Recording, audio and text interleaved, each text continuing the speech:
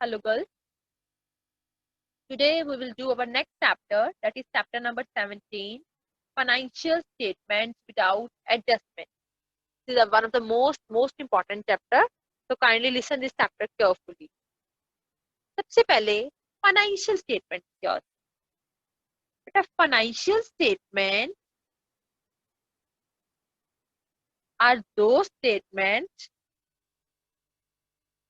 are those statements which are prepared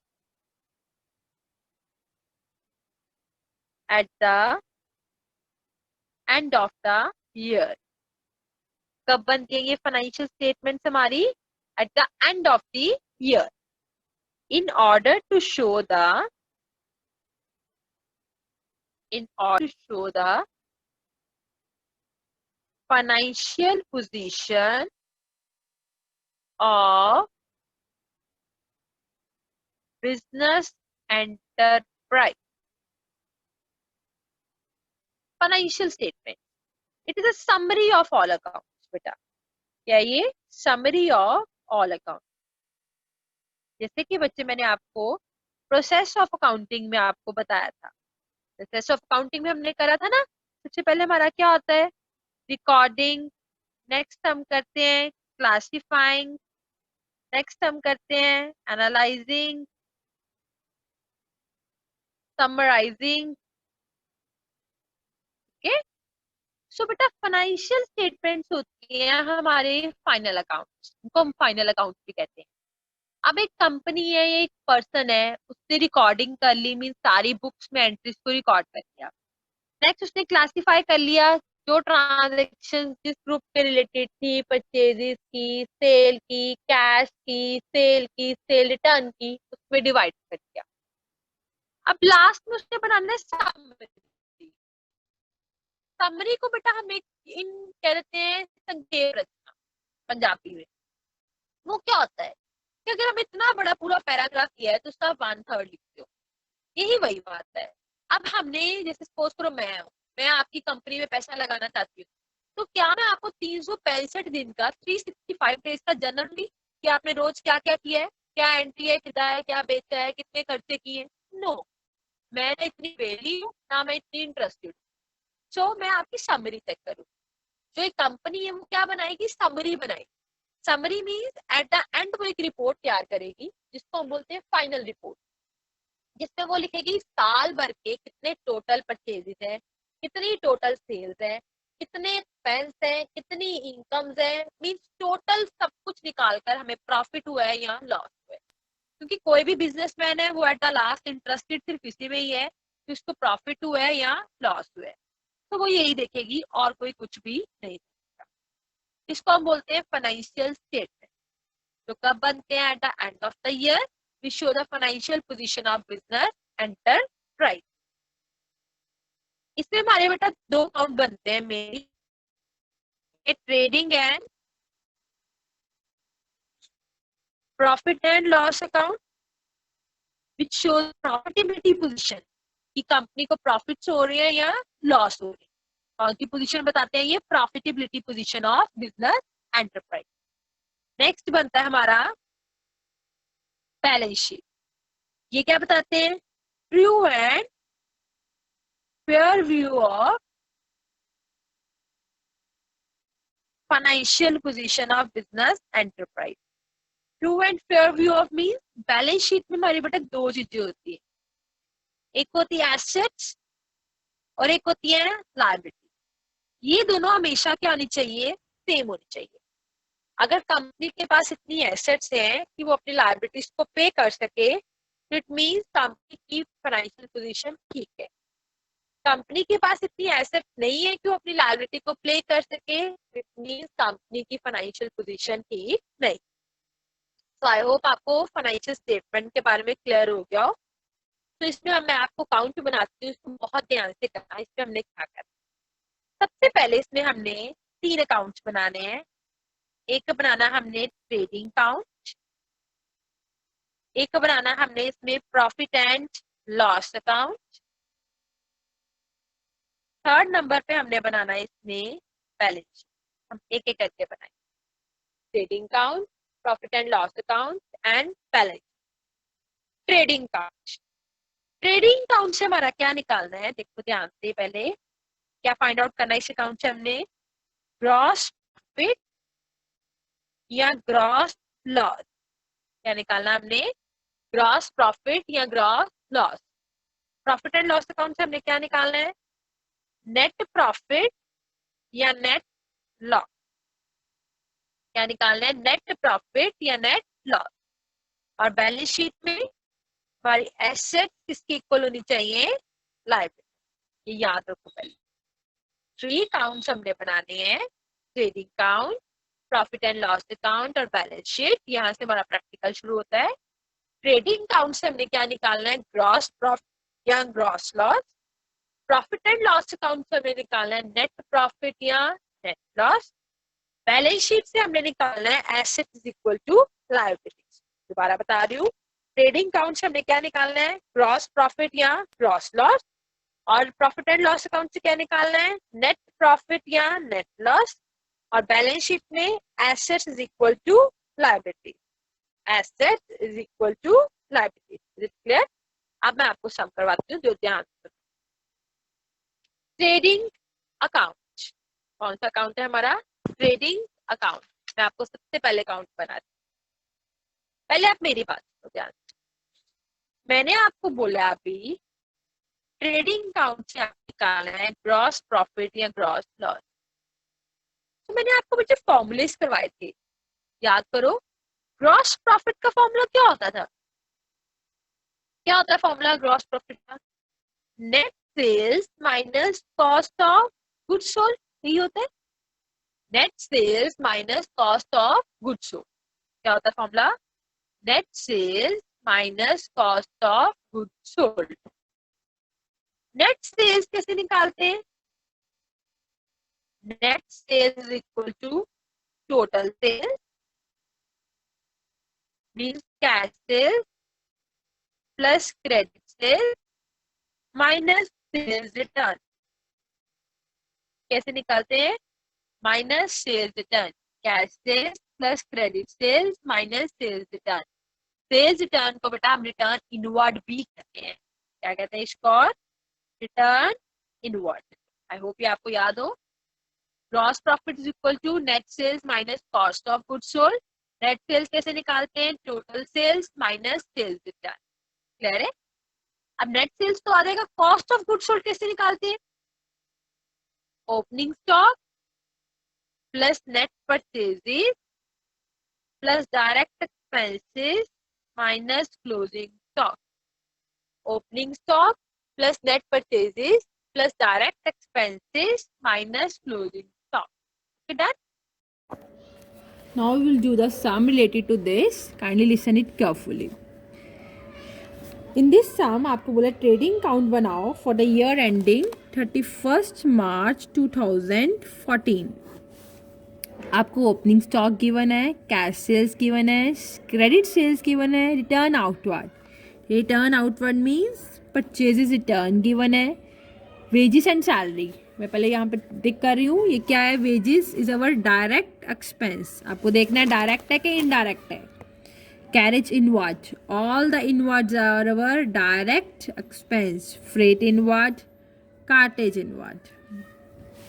cash purchases given है, credit purchases given है, return inward. Return inward means sales return.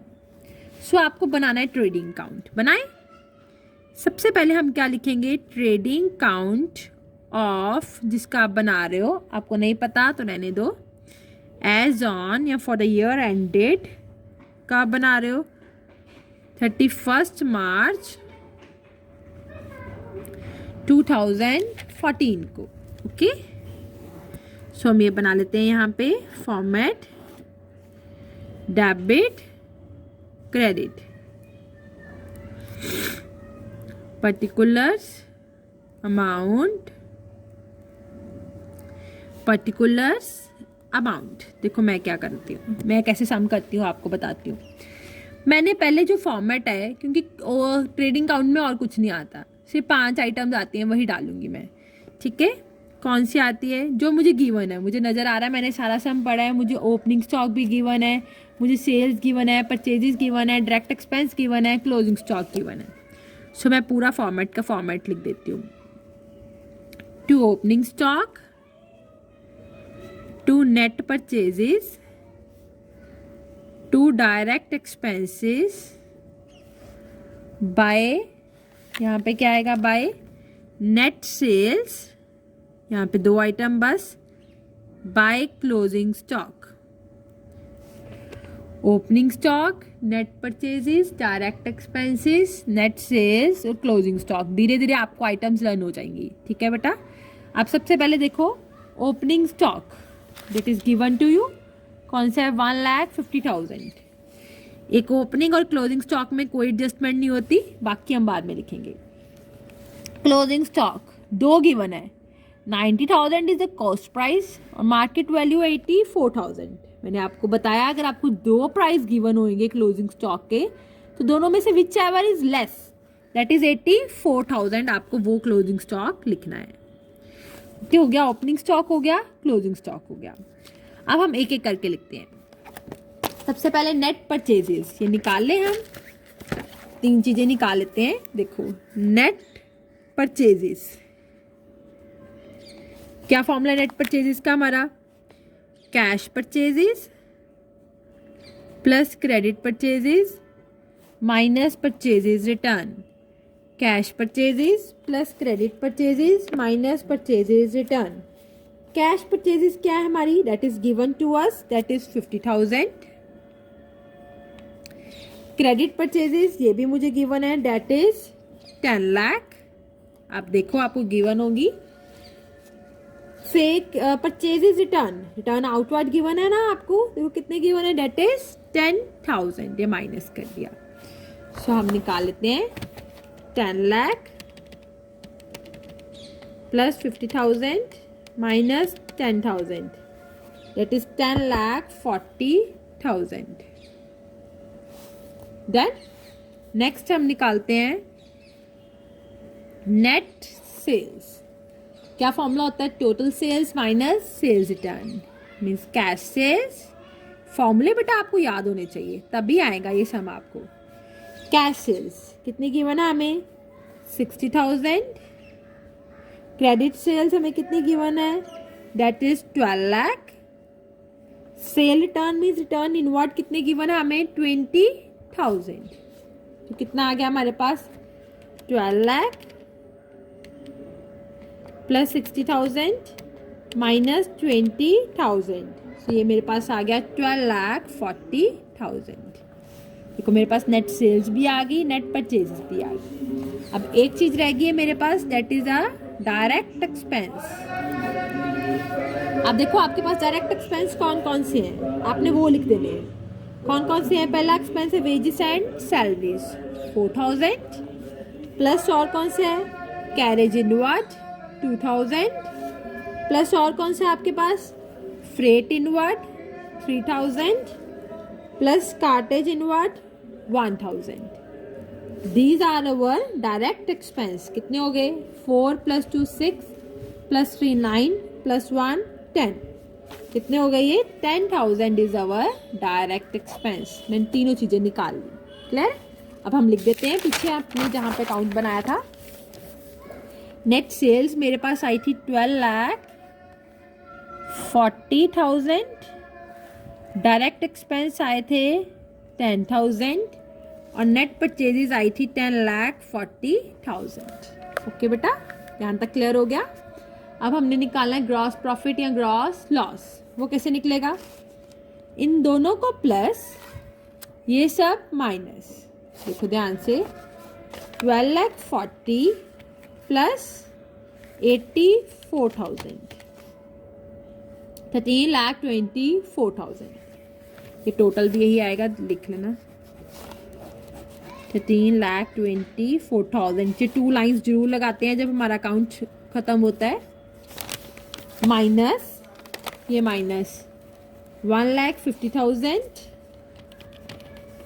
Minus 10,40,000 minus 10,000। ये आ गया 1,24,000 plus में आया ना, किस में आया, प्लस में आया ना, तो इट मीन्स ये हमारे पास ग्रॉस प्रॉफिट आया है। माइनस में आया होता तो हमने क्या लिखना था, बाय ग्रॉस लॉस। क्या लिखोगे, to gross profit transfer to profit and loss account. कितना आया, 1,24,000।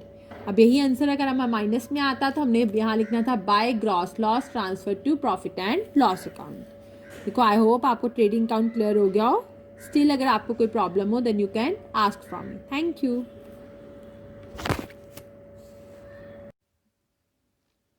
नेक्स्ट हम करते हैं बेटा अपना ट्रेडिंग अकाउंट। क्या करेंगे हम, अपना ट्रेडिंग अकाउंट। ट्रेडिंग अकाउंट से हमने क्या निकालना होता है, ग्रॉस प्रॉफिट या ग्रॉस लॉस। तो सबसे पहले आपको पता होना चाहिए ग्रॉस प्रॉफिट कैसे निकालते हैं। That is net sales minus cost of goods sold. कैसे निकालते हैं, net sales minus cost of goods sold. Net sales कैसे निकालते हैं, total sales minus sales return. Sales return को बेटा रिटर्न इनवर्ड भी कहते हैं। टोटल सेल्स किसके इक्वल है, cash sales plus credit sales. किसके इक्वल है, cash sales plus credit sales. अब नेट सेल्स तो हमारे पास आ गई, अब हमने और क्या निकालना है, कॉस्ट ऑफ गुड्स सोल्ड। इसका फॉर्मूला क्या होता है, opening stock plus net purchases plus direct expenses minus closing stock. Opening stock plus net purchases plus direct expenses minus closing stock. ये मैंने आपको करवाया हुआ है ऑलरेडी।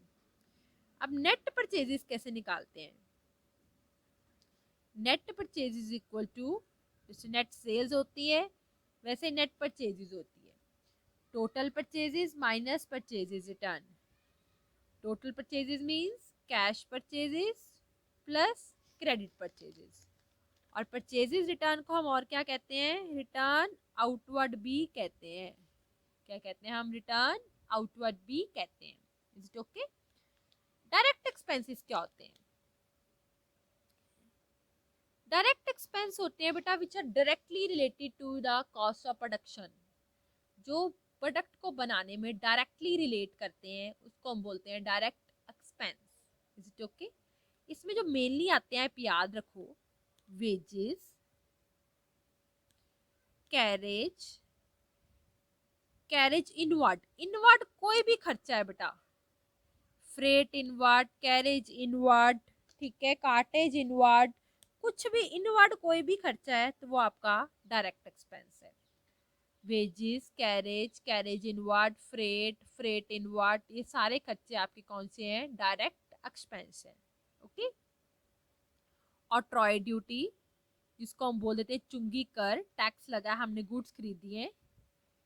कैरेज जो हमने परचेजेस के ऊपर दिया है, कुछ भी खरीदने के टाइम पे खर्चा किया है तो it is our direct expense. And any expense, कोई भी expense which is related to factory, किसके साथ रिलेट करता है, कोई भी खर्चा फैक्ट्री के साथ अगर कोई खर्चा रिलेट करता है तो that is our direct expense. यहाँ इसको हम मैन्युफैक्चरिंग एक्सपेंसेस भी बोल देते हैं।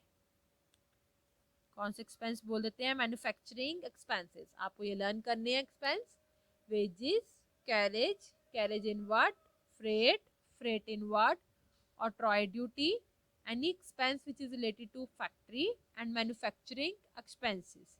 These all are our direct expenses. Clear है। अब इसमें एक बात होती है बेटा क्लोजिंग स्टॉक, याद रखो।